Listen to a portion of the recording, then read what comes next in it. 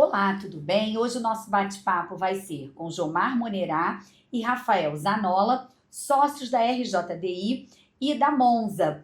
Eles vão contar pra gente como está o sucesso da coleção Soul Rio, que já tem 5 empreendimentos, é isso? Isso mesmo. Então a gente vai saber tudo o que está acontecendo neste mercado, nesta reta final do ano.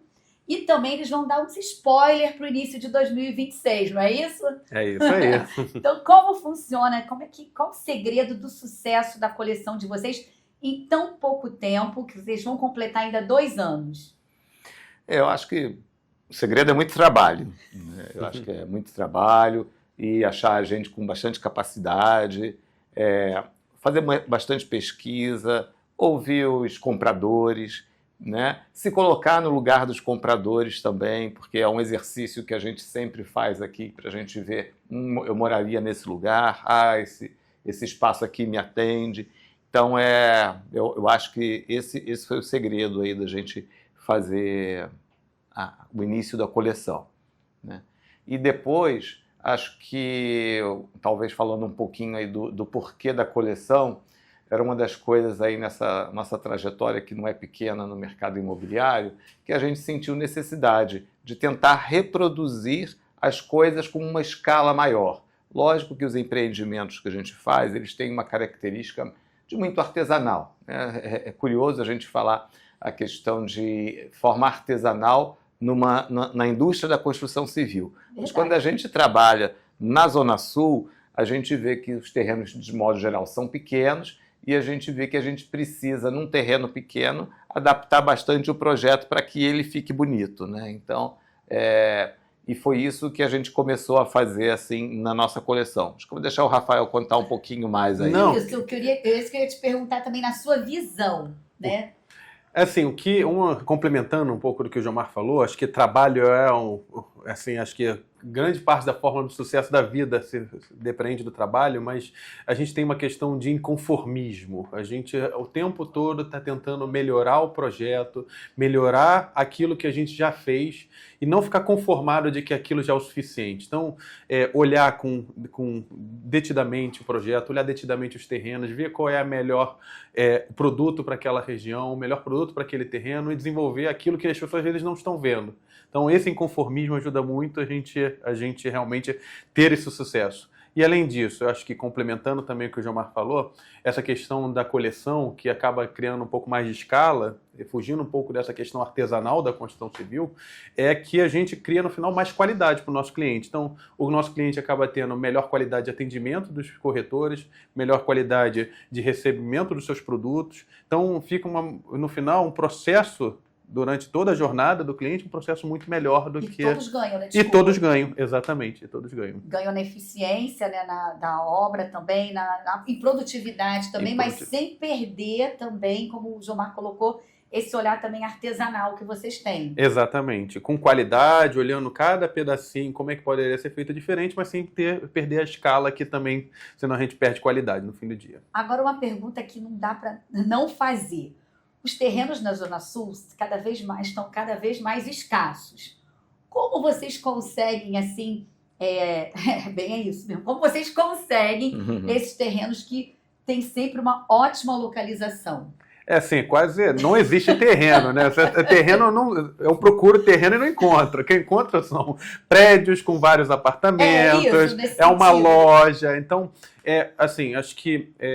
Primeiro, a Prefeitura, parabenizar o trabalho da Prefeitura dos últimos 2 anos, que trabalhou num plano diretor novo, né, novas leis de mais-valia, novas leis de reviver. Isso destravou uma série de imóveis que estavam anos parados no mercado, anos, e às vezes caindo, numa qualidade muito ruim. Então, a gente, com essa nova legislação, se criou uma oportunidade de maior verticalização em regiões que antes não tinha essa verticalização.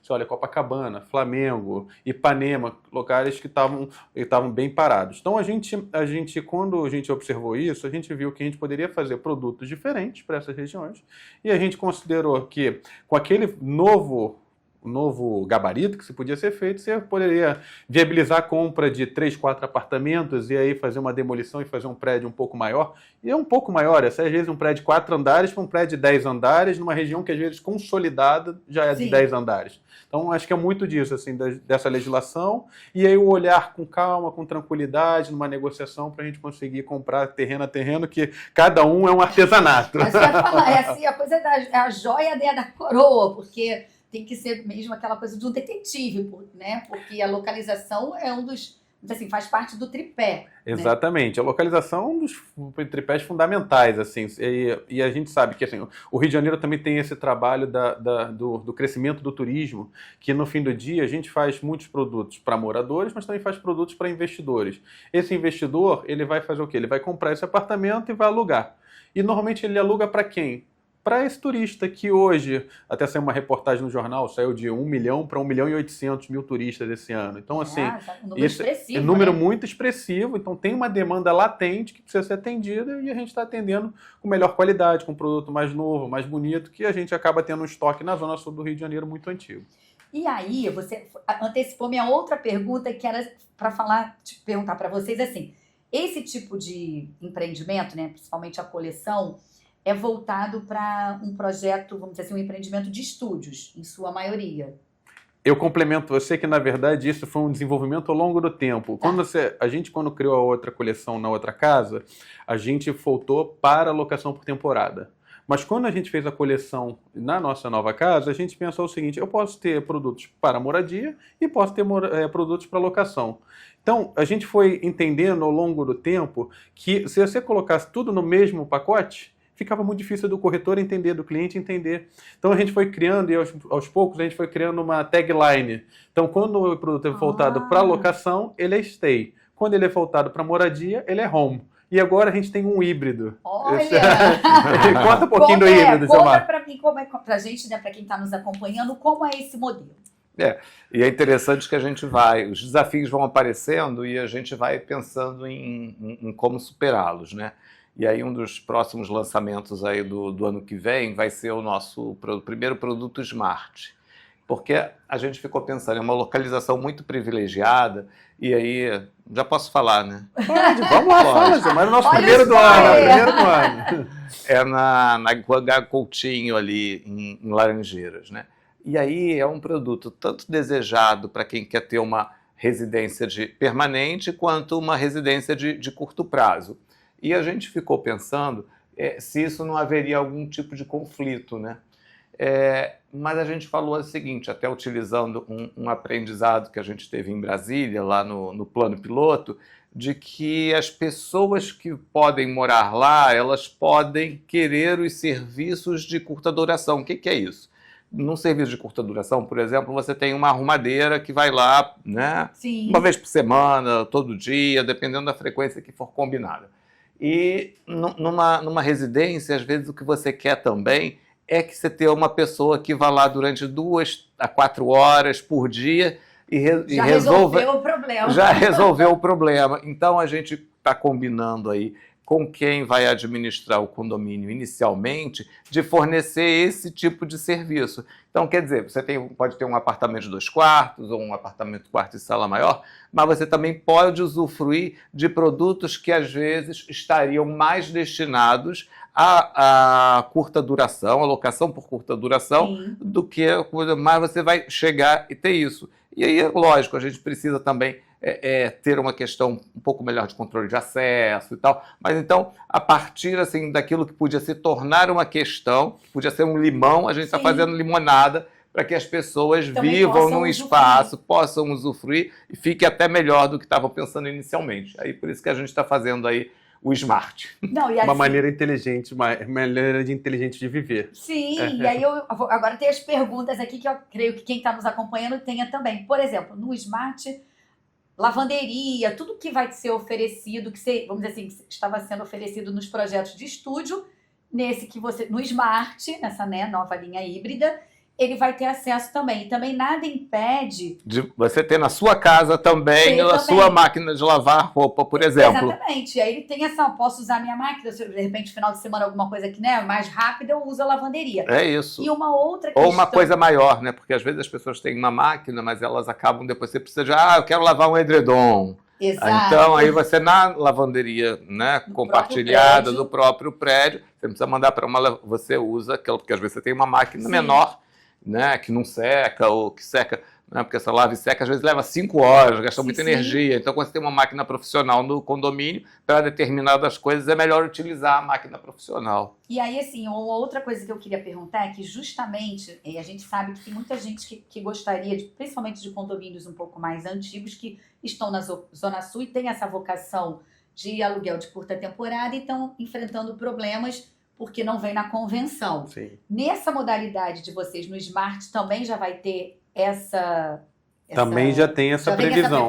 Também já tem essa previsão, é uma proteção. Na verdade, é uma transparência para quem compra, então a gente avisa todos que assim tem alocação por temporada, então a pessoa sabe que vai existir ali e ao mesmo tempo uma segurança para quem compra para esse objetivo. Então a gente já nasce com isso na convenção e isso é importante porque todas as discussões sobre Airbnb no Brasil, que vem acontecendo, são muito voltadas para os prédios que não tinham isso previsto na convenção. Verdade. E que você acabava sendo aquela situação que você está ali morando com sua família, que você nunca tinha uma expectativa de ter uma ocupação mais...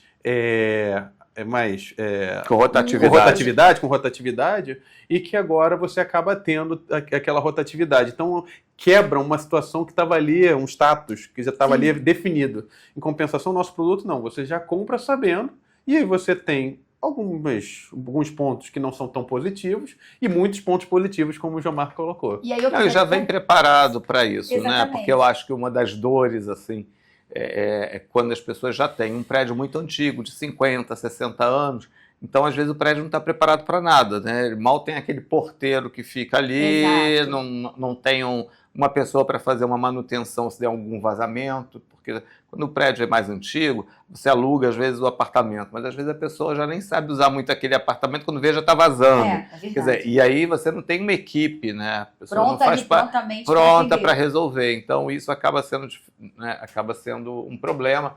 Assim como você também não tem câmeras, né, nos corredores, nos lugares. Então as pessoas acabam que a segurança pode ficar um pouco mais fragilizada. Quando você já vem tudo isso preparado, você acaba fazendo. E o que eu acho que vem assim de modernidade também é que hoje as pessoas já estão fazendo o seu check-in, as pessoas já são muito cadastradas, você tem que cadastrar todo mundo que vai estar naquele apartamento, na hora a pessoa também ela entra lá para um Face ID. Então, quer dizer, isso mudou muito, né? Esta integração. Né? Exatamente. Então, hoje é possível você ter essa integração de uma maneira muito mais tranquila do que num prédio que não foi preparado para isso. Pensado, até porque não tinha isso há 50 anos atrás. Que não nasceu com esse viés, né? E assim, é bom a gente estar batendo um pouquinho mais nessa questão de segurança, até mesmo que a gente sabe que esse é um nas discussões, né? Falam sempre da questão da segurança, porque tá ali o morador, o entra e sai, principalmente, né, época de festa de final de ano, carnaval, e ano que vem com tantos feriados pela frente, né? Mas aí é bom a gente estar falando nesse assunto que a segurança, sempre para esse tipo de projeto, a segurança, vamos dizer assim, já é um quesito importante, ele ainda se sobressai, né? Isso, é um dos pontos que se torna mais relevante. Então você acaba tendo que olhar mais a automação, olhando mais as câmeras, coisas que são importantes aí para a segurança do prédio. O Face ID, como o Gilmar falou, um porteiro que é preparado para isso, que às vezes não é só um porteiro, às vezes é até um concierge que pode ajudar também no condomínio. Então, eu acho que a questão de segurança acaba sendo ainda mais impactada quando a gente faz um projeto desse tipo. Pois é, eu vou chamar um pequeno intervalo e a gente já volta já, que vocês vão contar pra gente. Essa coleção também tem um viés artístico, vocês também estão muito engajados com responsabilidade social, não é isso? É isso. A gente já volta.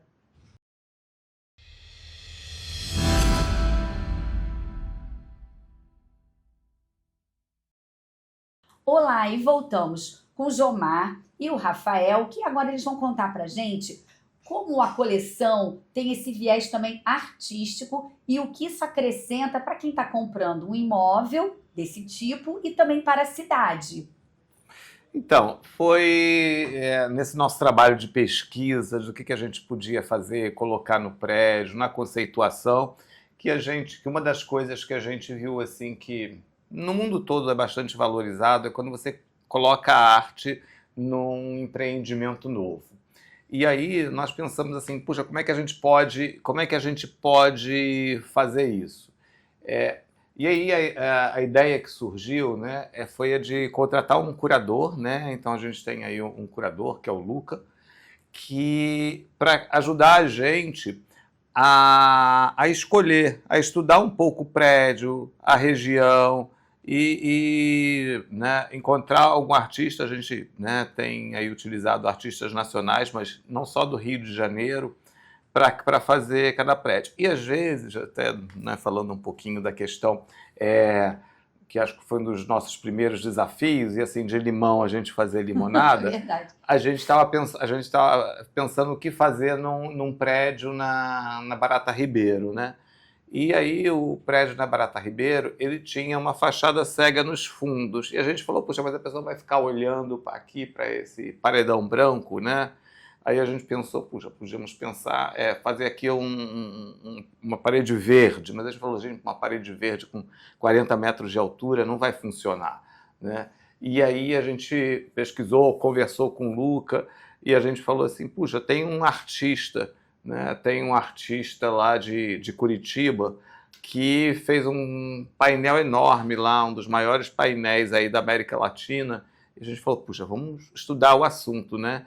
E acabou que foi assim um sucesso, e a gente fez um painel, um dos maiores assim em cerâmica, né, que é para ser um painel bastante duradouro, todas as cerâmicas pintadas à mão. Olha. E vai ser um dos maiores assim do Brasil, assim, o maior do Rio de Janeiro de cerâmica, e as pessoas, né, e a gente, né, tá falando dessa locação, né, esse é um dos prédios nossos com a característica de stay, Copacabana, então é uma das regiões mais demandadas aí para o turismo no momento, e as pessoas vão ter assim né, um encanto, né, a possibilidade de contemplar, né, espaços do Rio de Janeiro, cenas do Rio de Janeiro, né, a música, o artista se inspirou e fez a música Cifrada de Copacabana, coloca então, e cada andar, né, ele tem uma visão um pouco diferente, né? Bacana. Então isso é muito, isso acaba sendo bastante interessante, né? Então tem vezes que a gente utiliza as obras de arte um pouco mais voltadas para portaria, então às vezes tem gente para a parte interna, tem gente que da rua vai acabar vendo, e tem algum, porque depende da arquitetura, né? Ele fez mestrado da arte na arquitetura, então acaba integrando muito bem o que a gente usa para o prédio, para que depois os moradores, os convidados, né, os usuários daquele prédio possam desfrutar, e às vezes até quem está passando pela calçada também. A gente gosta de integrar bastante aí o ambiente. Quando ficar pronto, eu acho que aí é que as pessoas vão se encantar mais ainda. E é interessante, só complementando o Gilmar, o Rio de Janeiro ele já teve uma cultura de ter obras de arte nos seus empreendimentos. Até a década de 50 e 60 você via vários prédios. E hoje você ainda comenta, é o prédio do painel do Werneck, é o prédio do painel do Portinari. Recentemente teve até um prédio na Avenida Atlântica que tinha um painel do Portinari dentro da seu saguão.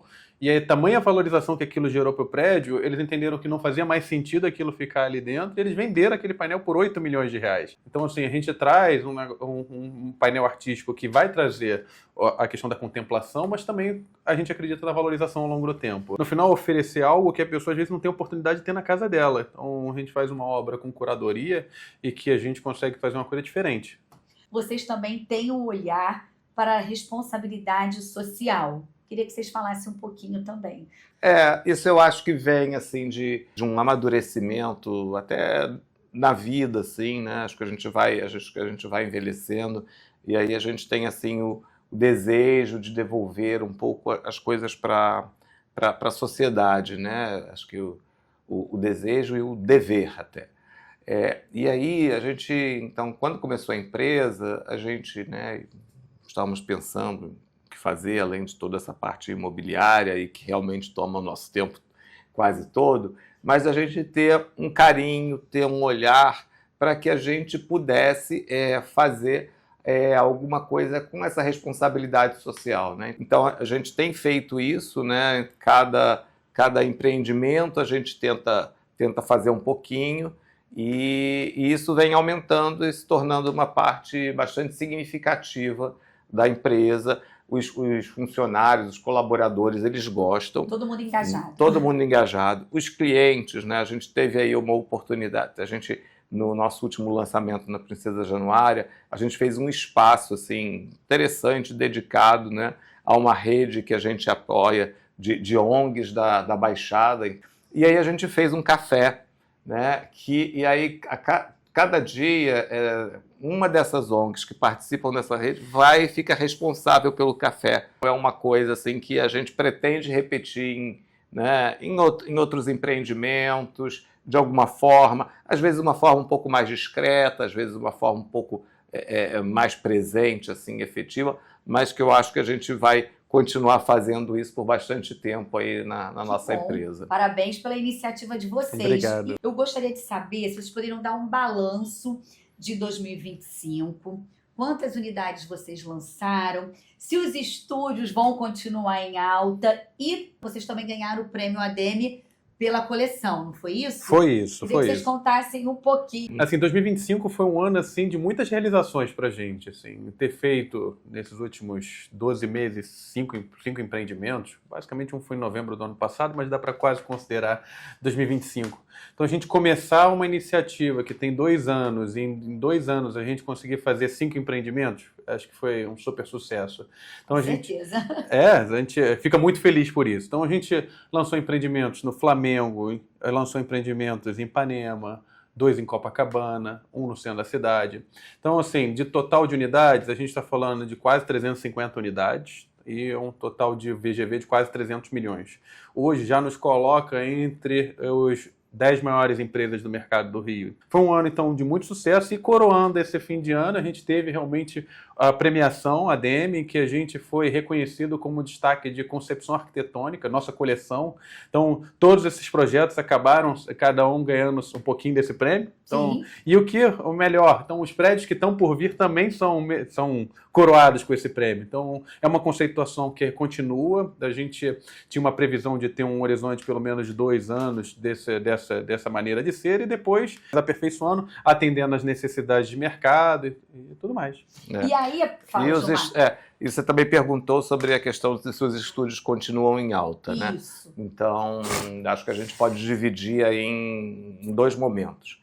A gente tem um momento que é o momento do Rio de Janeiro, que é um momento excelente, então acho que a gente vai ter essa questão dos estúdios continuarem em alta. Na verdade, se o turismo continuar sendo desenvolvido aqui, a gente tem a questão do estúdio provavelmente continuar em alta. E tem a questão também das moradias modernas, das pessoas quererem morar em lugares melhores, mas que isso acaba gerando espaços menores. Então, acho que você tem essa dualidade aí, mas que você tem essas 2 forças. E aí a gente tem uma força que atua um pouquinho contra, que é a taxa de juros, né?